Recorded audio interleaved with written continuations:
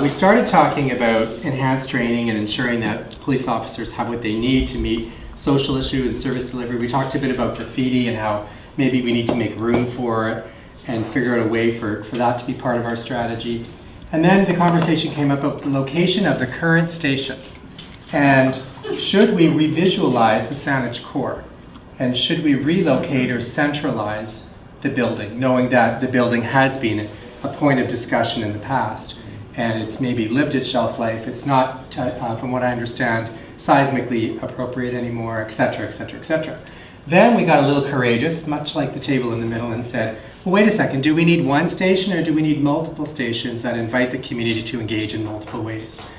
Because Saanich is a broader region now and represents, has greater representation as far as diversity. Then we went on to say, well, if we were going to do that, we have to then think about LEED certification and ensuring that we are walking the talk when it comes to climate change and environment. So the building was a big part of it.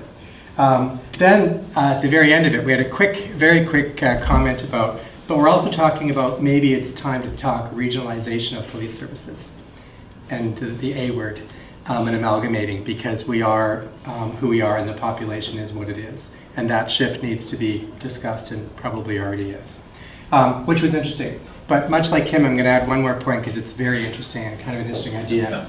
We talked a little bit about schools and maybe the relationship with children, and Fernando had a great idea where he said we could do a program where children could be asked to meet a police officer, choose a police officer, meet that officer, and actually the children could tell the story about that police officer's life and humanize police officers. So, and have photos of them not in uniform and showing what they do in their personal time and how they live and where they've come from and what they do, and start that connection between children and police officers and have them tell your story, which was kind of a very interesting engagement idea. So I wanted to share that too.